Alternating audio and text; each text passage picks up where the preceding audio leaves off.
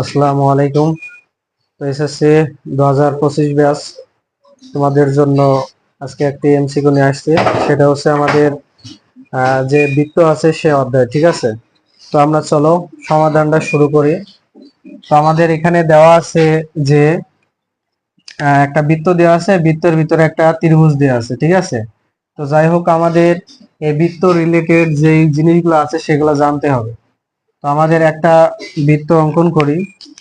তো বৃত্ত অঙ্কন করার পর আমাদের এটা হচ্ছে আমাদের কি বৃত্তের কেন্দ্র, ঠিক আছে। এখন কেন্দ্র দিয়ে যেটা অঙ্কন করলাম, অর্থাৎ এখান থেকে এ পর্যন্ত যে দূরত্ব, এটাকে নামকরণ করলাম, সেটা হচ্ছে এবি।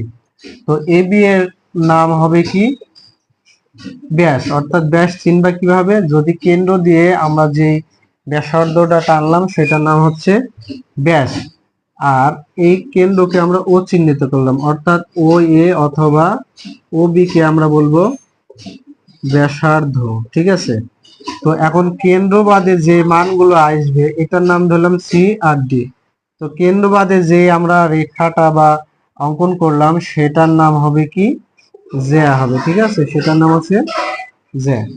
তো এখন এই যে চিত্র আছে সেইখানে আমাদের এ বি এর যে মান আছে সেটাকে আমরা কি বলবো জ্যা। আর জ্যা এর এখানে আমাদের কি আছে ও ডি হচ্ছে লম্ব। আর লম্ব আমাদের এ বি কে কি করছে সমান দুভাগে ভাগ করছে। অর্থাৎ আমরা এখানে কি পাবো যে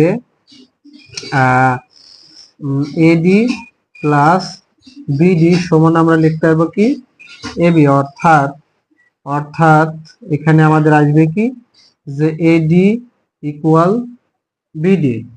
কোন শর্তে? আমাদের হচ্ছে ওডি লম্ব এবি, এই শর্তে, ঠিক আছে। তো এখন দেখো আমাদের এইটা কি ত্রিভুজ হয়ে যাচ্ছে এইটা।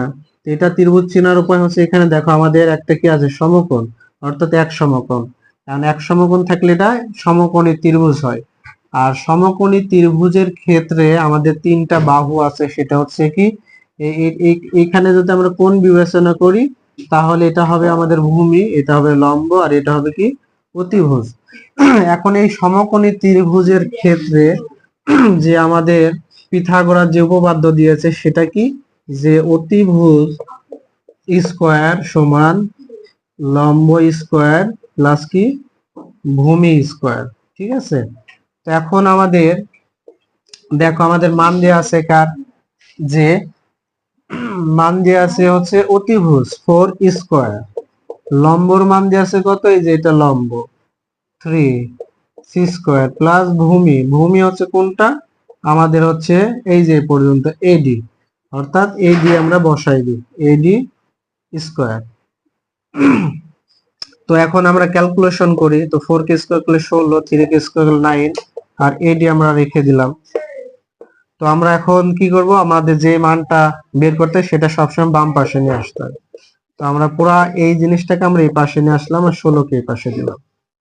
তো এডি স্কয়ার সমান কত হবে 16, এই প্লাস এই পাশে আসলে মাইনাস। তো এডি স্কয়ার সমান কত হবে 16 ভিতরে যদি 16 ভিতরে যদি 9 বাদ দেওয়া যায় তাহলে আমাদের আসতে হচ্ছে কত, আসবে হচ্ছে 7। তো এখন এডি, এখন রুট তো আমাদের লাগবে না, এডি এর মান লাগবে। তো রুট সরি স্কয়ারের পাশে আসলে কত হবে রুট হবে, ঠিক আছে। তো এখন এডি এর মান আমরা কত পাইলাম √7, অর্থাৎ √7। এখন আমাদের প্রশ্ন করছে এবি সমান কত, ঠিক আছে। তো আমরা অতএব এবি সমান আমরা কি পেলাম এই যে এখান থেকে লাগো তো, অর্থাৎ এই যে এইটুকুর দূরত্ব আর এইটুকুর দূরত্ব যোগ করলে কি পাবো এবি, অর্থাৎ এডি প্লাস বিডি। আর আমরা তো জানি এডি ইকুয়াল বিডি, সেই অনুযায়ী আমরা লিখতে পারবো এডি প্লাস কত এডি, যেহেতু এডি ইকুয়াল বিডি।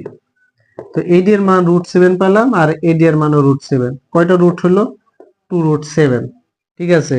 তাহলে দুইটা √7 হলো।